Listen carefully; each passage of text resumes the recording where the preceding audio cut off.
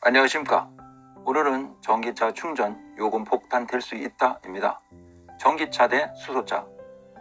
첫 번째는 전기 요금에 관해서인데요.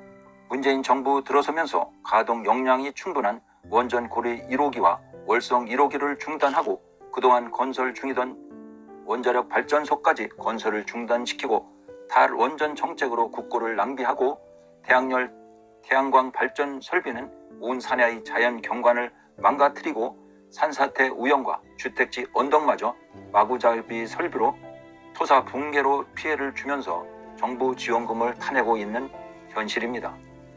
이러한 부작용에도 불구하고 태양광이나 태양연료의 발전은 전체 전기 생산량에 비하면 극히 미미한 수준입니다. 탈원전 정책으로 부족한 전기를 화력 발전으로 충당하는 것은 오히려 대기 환경을 나쁘게 하고 전기료의 인상이 될 수밖에 없습니다. 문재인 정부가 들어서기 전까지만 해도 한전은 다른 여타 공기업에 비해 제일 흑자폭이 크던 공기업이었습니다. 그러나 지난해 한전의 부채는 159조 5천억이 되었고 앞으로도 부채는 해가 갈수록 계속 늘어갈 것입니다. 사정이 이러한데 공기업 대부분이 적자 투성이인데도 불구하고 공기업 임직원들은 성과급으로 부실 경영을 더하고 있습니다.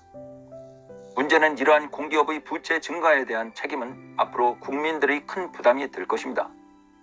한전의 적자 원인은 문재인 정부가 들어서면서 탈원전 정책이 원인 관련하여 국제 유가 상승으로 한전의 부실화는 더욱더 심해지고 있습니다. 국제 유가는 계속 상승 중입니다. 일부 유럽 국가들은 재생에너지 발전 비중이 30% 되면서부터 전기료가 2배가 되었다고 합니다. 한전 주주들은 정부와 한전을 직무유기와 배임 등의 혐의로 검찰에 고발하기 위해 준비 중입니다. 또한 해외 투자자들로부터 국제중재소송을 당할 가능성도 제기됩니다. 국제중재 전문 변호사의 말에 의하면 영리 기업인 한전의 기본적인 경영의 의사결정을 정부가 제약하면 해외 투자자들로부터 한국 정부를 상대로 ISD 소송 대상이 될 우려가 있다고 합니다. 한전 지분의 49%는 한국증권거래소와 뉴욕의 증권거래소에 상장된 회사입니다. 여기에 해외 투자자의 지분율은 23.7%를 차지하고 있다고 합니다.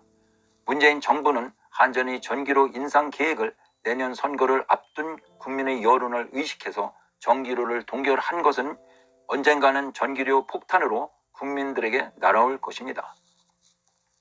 사정이 이러한데 전기차의 전기요금 할인 혜택이 현재 40%인 것을 감안하면 감면 혜택이 조만간 100% 소비자 부담이 될 것이 뻔합니다.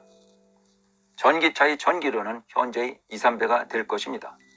그에 비해 수소차는 수소차의 보급이 늘어나면 지금의 1kg당 약 8,000원에서 현재의 가격보다 현저하게 내려갈 것입니다. 국내 유일의 수소 전기차 넥소의 판매량은 올해 5월 말까지 3,665대, 해외에서 668대, 총 4,333대가 팔렸으며 도요다의 미라이, 혼다의 클래리티를 제쳤습니다. 지난해 도요타의 점유율은 49%였으며 현대는 44.6%였지만 현대차가 더욱 약진할 것으로 보입니다. 수소 생산에서 수소경제 메카인 울산의 세계 최대 액화수소 생산 설비 공장이 건설됩니다. 효성중공업과 글로벌 화학기업이 합작하여 앞으로 7년 내 39,000톤의 액화수소를 생산할 계획이라고 합니다. 기체 수소에 비해 액화수소는 이송 및 저장 효율이 10배가량 높아 수소 트럭, 수소 버스, 수소 트램, 건설기계, 드론 등의 수요처에 안정적으로 공급할 수 있다고 합니다. 안전장치가 여러 개 겹쳐 있어 기체 수소 충전소의 폭발 위험이 전혀 없다는데도 건설 계획인 해당 지역의 주민들은 수소 충전소 설치를 적극 반대하고 있습니다.